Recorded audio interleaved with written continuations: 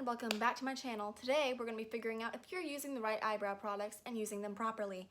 Let's get right into it.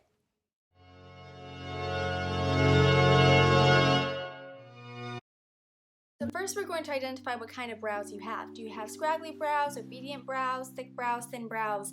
Whatever kind of brows you have, we're going to try and figure out whatever product is going to work best for you. So what kind of issues do you have? Are your eyebrows too thin, too scraggly, is there too little definition, or is there lots of definition but no direction? So some of the products we're going to include in this video include brow wax, brow gel, brow pencil, powder, pomade, brow wax, and one extra at the end. So make sure to stay tuned to see what the pros and cons are of each type of product and what each type of product is designed to do, and to see if you're using the right product. So to start, let's start with your shade.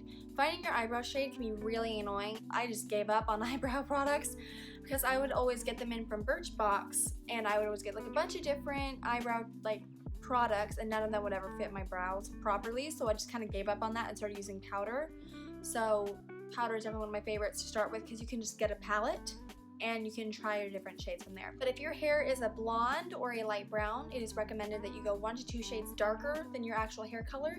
And if your hair is brown to black or any shade darker, like even if it's colored hair, then you should stay 1 to 2 shades lighter. That way it isn't as dark as your hair and it just frames your face better. So let's start with brow wax. I've actually never heard of brow wax before I started doing more research on eyebrow products, but doing some research on it, it sounds a lot like what I thought eyebrow gel was, and they do still have clear eyebrow gel. So what I'm covering in this video is going to be considered tinted eyebrow gel. But eyebrow wax also serves the purpose of keeping your eyebrows in place and just kind of sticking down those crazy hairs that don't like to stay in their place. So brow wax comes in a pencil form and is also used in tandem with a spoolie, much like a just regular brow pencil. It helps to tame wild hairs and just kind of give you the shape you want while molding your eyebrows. I wasn't able to find a pros and cons list online because whenever I searched up brow wax, it always came back with like waxing your eyebrows, and because I've never used it before, I can't come up with any pros and cons, so we're just gonna move on to the next product.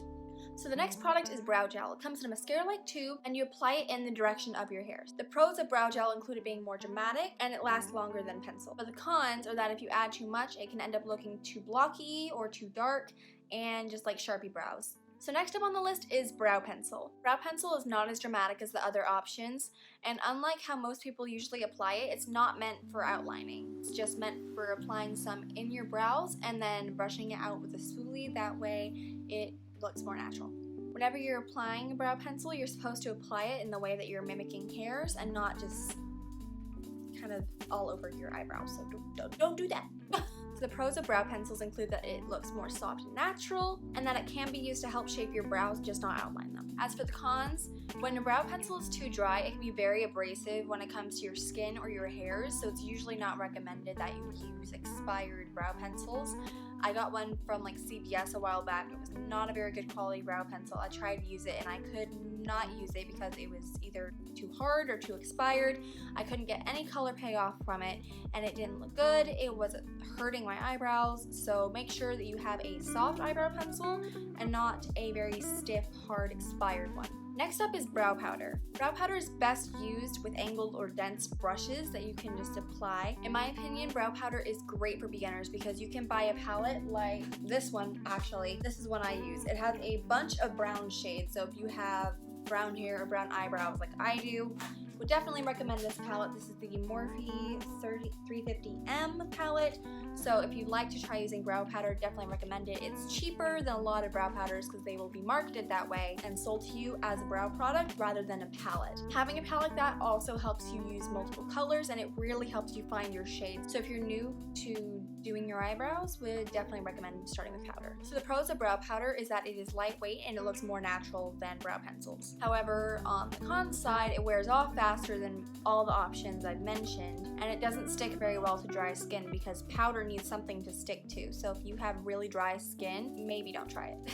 Next up is brow pomade. Brow pomade is more dramatic and bold. It's great for lots of color, pigment, and just payoff in general. Some of the pros of brow pomade include that it has a good longevity, helps tame your brows, and a little goes a long way. But on the flip side, brow pomade can dry out very quickly, and it's very easy to overuse and overfill your brows. Brow pomade is also used with an angled brush to apply in your brows and help shape.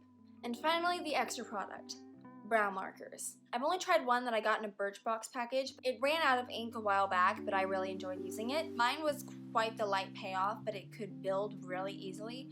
From my research, I found that brow markers typically have a very strong payoff, but as far as mine went, I think it was a water-based, so it went on very light, but also looked very natural.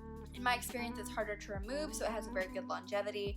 But if you're worried about having your eyebrows fill in, which I don't know why you would be, then it has too good of a longevity. Markers also give you a sharper shape and are better when it comes to helping you shape your eyebrows. And finally, brow markers are not abrasive like brow pencils, so you don't have to worry about scratching your eyebrows off. Alright everybody, that is all for now. I hope you found this video helpful or entertaining. Hopefully helpful, because that was the goal of this video, but if you just like hearing me talk, I don't, because I have to edit my videos, so I get annoyed by my own voice. But if you enjoy it, at least someone does. Be sure to leave a like, subscribe, and hit the bell, because YouTube does not like telling you whenever I post. I hope you have a great day, night, whenever you're watching this, and stay tuned for the next video. Bye!